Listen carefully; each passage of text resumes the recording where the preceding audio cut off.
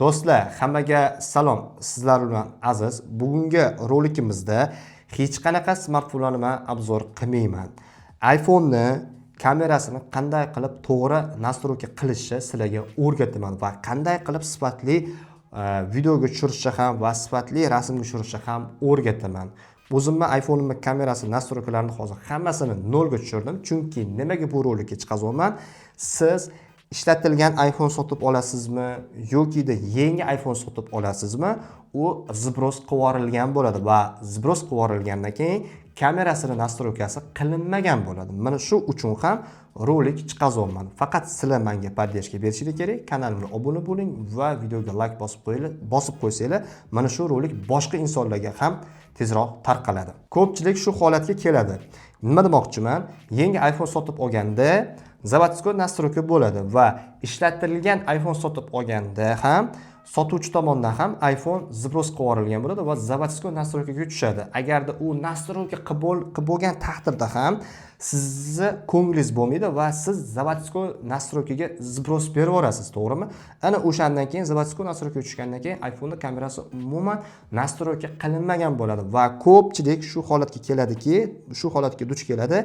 Videoda Full HD 60 ta kadr yoki Full HD 30 ta kadrda videoga tushirishadi va Instagram Reels'ga joylashtirishadi yoki Stories'ga joylashtirishadi yoki вообще Telegram Stories'ga qo'yishadi va xilroq bo'ladi va tabiiyki o'zliga savol tug'iladi. Nimaga meni kameram sifatsiz videoga tushiryapti? Nima uchun men palon pul to'lab mana shu smartfonni sotib oldim? Nimaga bunaqa tushiryapti degan savol paydo bo'ladi va mana shu savollarga men hozir javob beraman. Chunki hech qanaqa nastroyka qilinmagan bo'ladi zavodskoyda va siz o'zingiz ruchnoy nastroyka qilib chiqishingiz kerak. Va shu nastroykani siz bilmayotgan bo'lsangiz, mana shu videodan siz hammasini bilib olishingiz mumkin. Birinchi bo'lib nastroykaga kirasiz. Kirganingizdan keyin sal pastroqqa tushirasiz. Kamera bo'limiga kirasiz. Kirganingizdan keyin zapis video chiqib keladi. Birinchi bo'lib zapis videoga kirasiz. Kirganingizdan keyin sizda 1080p 60 ta kadr turgan bo'ladi yoki 30 ta kadr yoki 25 ta kadr turgan bo'ladi va siz buni 4K 60 ta kadrga o'tkazib qo'yasiz. Mana 4K 60 ta kadrga qo'yib qo'ydim.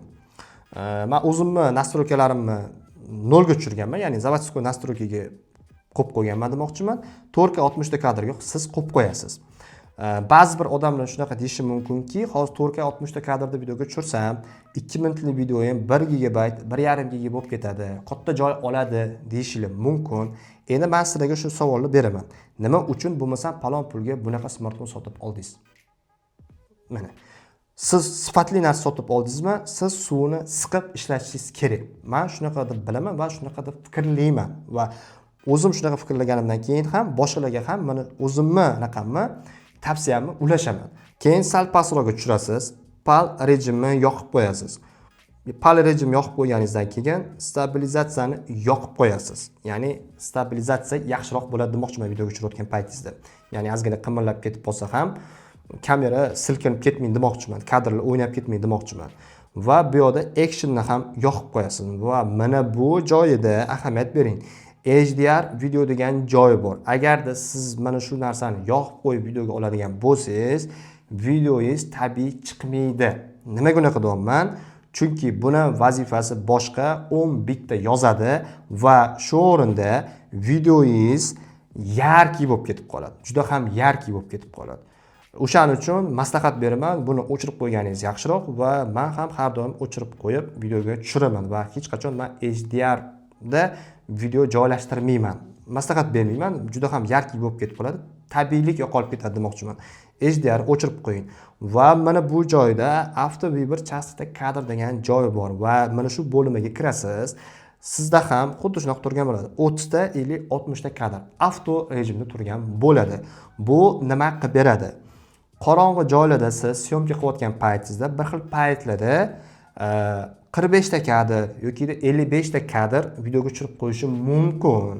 Men 60 ta kadr qilib qo'ydik-ku mana bu joyda, to'g'rimi? Mana 4K 60 ta kadr qo'yib qo'ydi va mana bu joyda avtoviber chastota kadrda 30 ta 50 60 ta kadr turgan bo'lsa, qorong'u joylarda, svet yo'roq joylarda, kamroq bo'lgan joylarda siz videoga tushirib qo'yadigan bo'lsangiz, 45 ta yoki 55 ta kadrda videoga tushirib qo'yishingiz mumkin. O'sha paytda siz avtoviber chastota kadr o'chirib qo'ying. 60 ta kadr qo'ydingizmi, bo'ldi. 60 ta kadrda syomka qilasiz.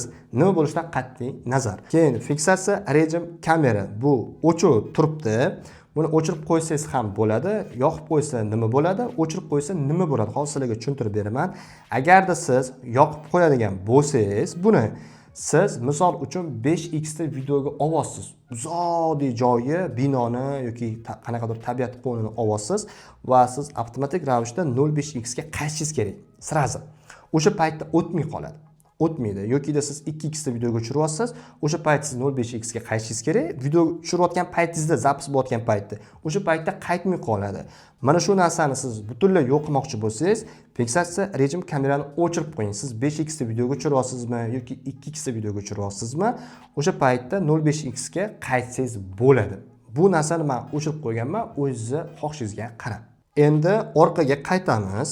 Qaytganimizdan keyin mana bu joyda zapis zamedlenniy video. Agarda siz zamedlenniy video olmoqchi bo'lsangiz, agarda siz 240 ta kadr olmoqchi bo'lsangiz 1080p ga qo'yib qo'ying.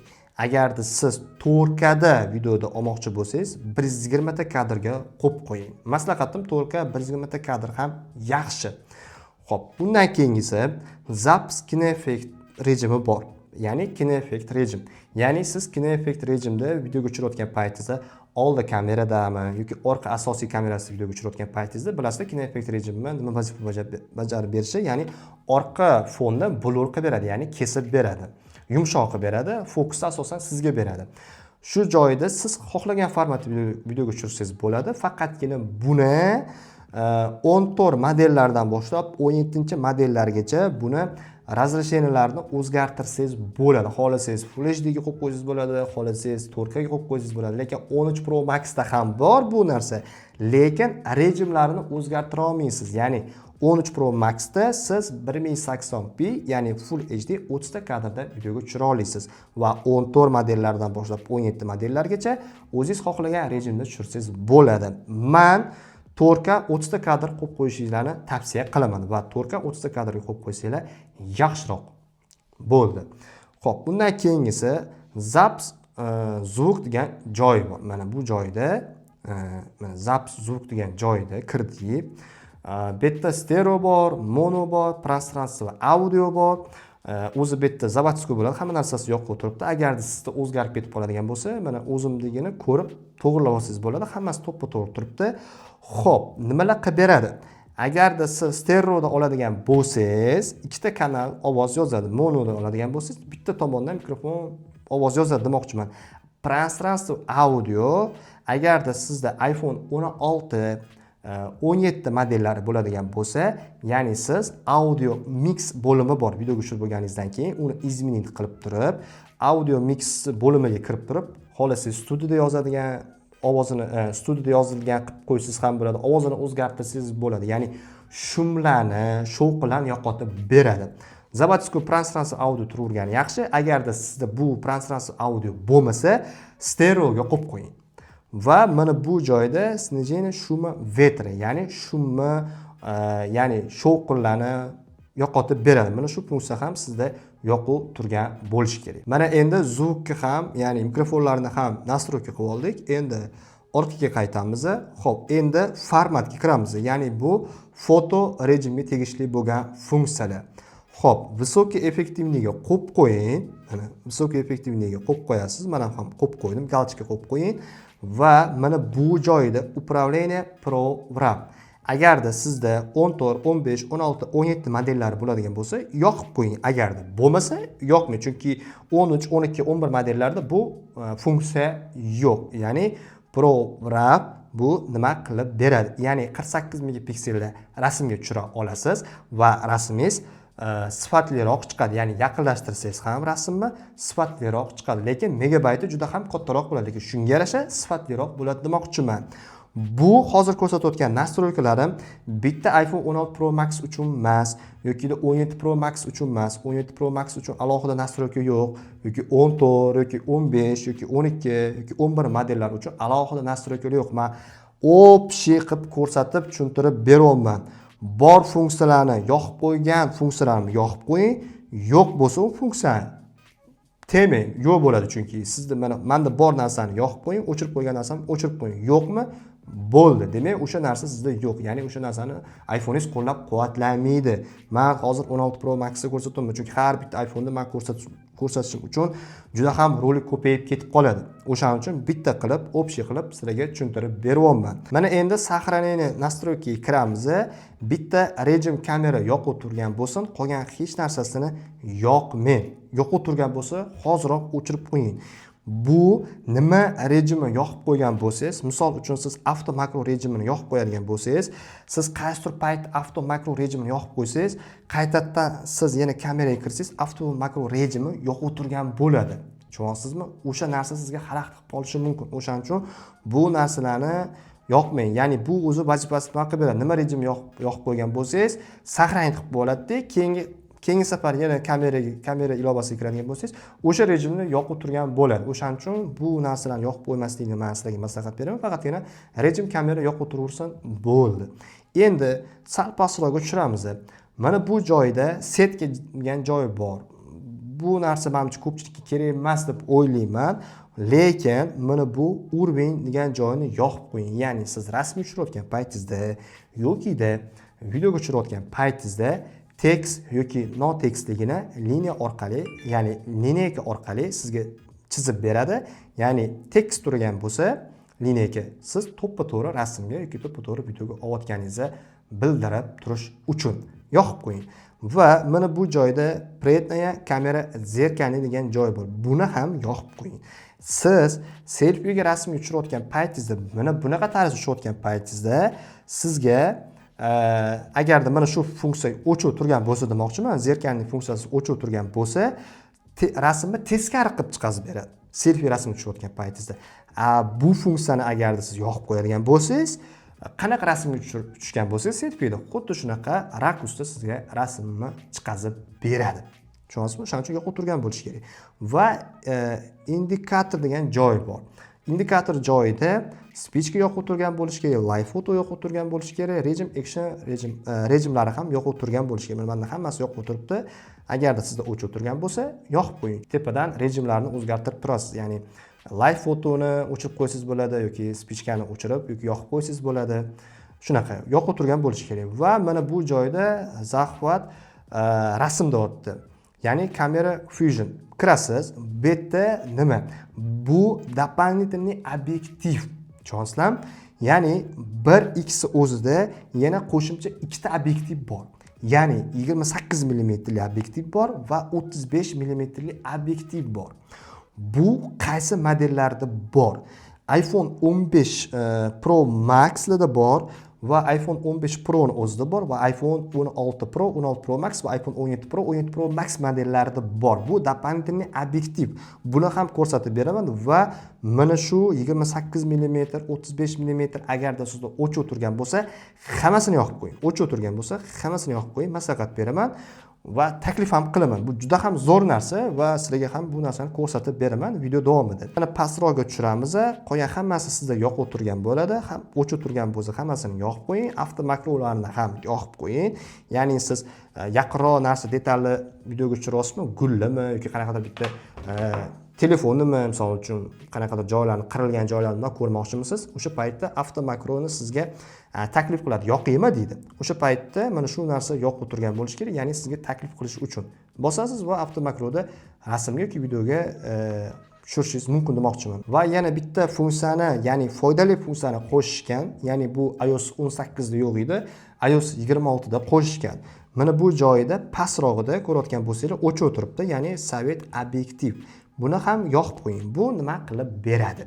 Siz rasmga tushirayotgan paytingizda, ba'zi bir paytda yoki shu videoga tushirayotgan paytingizda siz kamerangizni artmaganligingizni bilmaysiz. Srazi cho'nchagingizdan telefonni olasiz, rasmga olasiz yoki videoga tushirasiz. O'sha payt siz obyektivingiz kirroq yoki dog'roq bo'ladigan bo'lsa, sizga sraz tepadan ogohlantirish chiqadi. Kamerangni, obyektivlarini artib ol, yaxshi rasmga yoki videoga tushirmang deb aytadi. Mana shu narsani yoqib qo'ying, ya'ni sizga bu foydali. Siz deb videoga tushirayotgan paytingizda yoki rasmga tushirayotgan paytingizda kamerangizga qarab turib, keyin rasmga yoki videoga tushirmaysiz-ku, to'g'rimi? Tushirayotgan paytingizda sizga sraz ogohlantirish beradi. Sraz xiraligini soft biladi va sizga ogohlantirish beradi. Kamerani artib ol deb. Va o'sha payt siz artib olasiz va sifatli videoga yoki rasmga tushirishingiz mumkin. Mana hozir kamerani to'ppa-to'g'ri nastroyka qilib bo'ldik. Bo'ldi. Bundan boshqa hech qanaqa nastroykasi yo'q. Bu nastroyka hamma iPhone modellari uchun. Control kamera degan joyiga tegmang. Xohlasangiz o'zingiz uchun ham nastroyka qilib olsangiz bo'ladi. Ya'ni bu faqatgina iPhone 16, 17 modellari mana kamera kontrol knopkasi. Men misol uchun bu kamera kontrol knopkasidan deyarli umuman foydalanmayman. Menga kerak emas. Men o'chirib qo'ymaganman. Ba'zi bir paytlarda kamera kirish uchun mana shu knopka esimga tushib qolsa o'shanda kiraman. Atak oddiy ilova orqali kiraman. Xohlasangiz o'chirib qo'ying, xohlasangiz yoqib qo'ying, o'zingiz xohishingizga qarab, lekin qolgan nastroykalarini, eng kerakli bo'lgan nastroykalarni hammasini to'ppa-to'g'ri nastroyka qilib sizlarga hozir nitsam bo'ladi. Chaynab berdim. Bo'ldi. Bundan boshqa hech qanaqa nastroyka yo'q. Hamma iPhone modellari uchun. Mana endi kamerani o'ziga kiramiz. Xo'p, mana boy aytdim-ku sizlarga дополнительный obyektiv bor deb. Mana endi 1x o'zida дополнительный obyektiv bor. Mana hozir 05x to'g'rimi? Va 1x bor, 2x bor va 5x bor. Mana bunda, ya'ni 16 Pro Max demoqchiman. Mana 1x ga o'tamizda, 1x ustiga bitta bosadigan bo'lsangiz, mana 28 mm дополнительный obyektiviga o'tdik. Va yana ustiga bosadigan bo'lsak, 35 mm obyektiviga o'tdik. Ya'ni mana bu yerda zoom qilayotgan paytimizda, mana o'zingiz bilsangiz bo'ladi, 1x, 2x va 5x. Keyin va 2x. Ya'ni bu nima qilib beradi? Siz misol uchun 1x rasmga tushiryapsizda, ya'ni sal uzoqroq qilyapti. 2x olsangiz juda ham yaqin bo'lib ketadi va o'sha paytda siz 1x ustiga bir marta bossangiz 28 mm ga o'tadi va yana bir marta ustiga bosadigan bo'lsangiz 35 mm obyektivga o'tadi va uzoq ham bo'lib ketmaydi, yaqin ham bo'lib ketmaydi va rasmga olganingizda juda ham sifatliroq chiqadi demoqchiman. Agar sizning qo'lingizda iPhone 14, 15, 16, 17 Pro Max modellari bo'ladigan bo'lsa, yanada sifatliroq rasmga tushirishingiz mumkin. Hattoki iPhone 16 ning o'zida ham va iPhone 17 ning o'zida ham, ya'ni 48 megapiksel rasmga tushira olasiz. Siz oddiy holatda rasmga tushiradigan bo'lsangiz, yo 12 megapiksel yoki 24 megapikselda rasmga tushirasiz. Mana hozir men rasmga tushirdim. Mana o'zingizlar ko'rishingiz mumkin. 24 megapikselda rasmga tushirdim, to'g'rimi? Mana endi siz 48 megapikselda rasmga tushirsangiz bo'ladi. Ya'ni chap tomonni bosasiz. Boya nastroykalar qilib oldik-ku, hammasini RAW yoqib qo'ydik, to'g'rimi? RAW mana rejimini qo'yib qo'yasiz. Mana o'sha 48 megapikselga o'tdi. Va 48 megapikselda hamma obyektivlari 48 megapikselda oladi degani emas.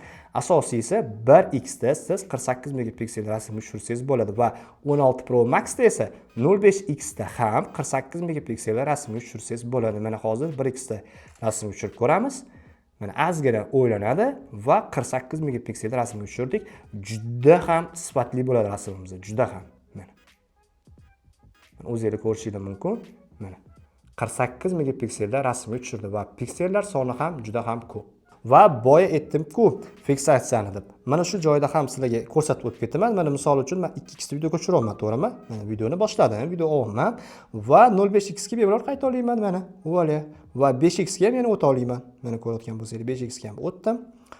Mana okamiz Steve Jobs va yana 05x ga qaytaveramiz. Mana ko'rasizlar. Mana shu uchun ham fiksatsiya rejimini men o'chirib qo'ydim. Va mana bu joyda mana 4K 60 kadr bo'lib turibdi. Svet bormi, yo'qmi, qorong'imi yoki yorug'lik ko'pmi, farqi yo'q. O'sha 4K 60 kadrda videoga tushirib yuraversangiz bo'ladi. Va mana bu joydan siz, mana дополнительный joylardan siz ekspozitsiyani va fonariklarni yoqsangiz bo'ladi. Mana endi sizlarga iPhone'dan kamerasini to'ppa-to'g'ri nastroyka qilishni o'rgatdim. Bundan boshqa hech qanaqa boshqacha nastroykalari yo'q. Bu nastroyka hamma iPhone modellar uchun. O'sha boya rolikka o'rtasida aytdim. Agarda shu funksiyalar bo'lmasa, qidirib o'tirmang. Bor bo'lsa o'sha funksiyani men o'chirib qo'ydimmi yoki yoqib qo'ydimmi, men qanaqa nastroyka qilgan bo'lsam, xuddi shu rolikimda ko'rsatganimdek o'zingiz uchun mana shunaqa nastroyka qilib olsangiz, sifatli videoga tushirasiz, sifatli rasmga tushira olasiz. Bo'ldi, bundan boshqa hech qanaqa nastroyka yo'q. Ba'zi bir odamlar nastroykasini buzib qo'yadi va sifatsiz rasmga, sifatsiz videoga tushirishadi va o'zligi keyin savol berishadi, nimaga mani iPhone'im kamerasi yaxshi rasmga yoki yaxshi videoga tushirmayapti deyishadi. Mana endi mana shu rolik orqali siz nastroykani to'g'irlab olsangiz bo'ladi va yangi iPhone sotib olganlar ham mana shu rolikni ko'rsa juda ham foydali bo'ladi. Chunki ularda zavodskoy nastroyka bo'ladi, nastroyka qilinmagan bo'ladi. Hattoki BU, ya'ni ishlatilgan iPhone sotib olsangiz ham o'zingiz ko'nglingiz bo'lmaydi, zibros beraverasiz yoki sotuvchi tomonidan zibros berib yuborilgan bo'ladi, nastroyka qilinmagan bo'ladi. Mana shu videoni ko'rib, nastroyka qilib olsangiz, mana endi iPhone'ingiz maksimal darajada sifatli va videoga tushira oladi va rasmga tushira oladi demoqchiman. Video foydali bo'lgan bo'lsa, like bosib qo'ying. Sizlar bilan aziz bo'ldi. Faqat sizlarni podдержкаga keling. Like bosib qo'yinglar videoga va kanalimga obuna bo'lish esdan chiqmasin. Keyingi roliklargacha ko'rishguncha.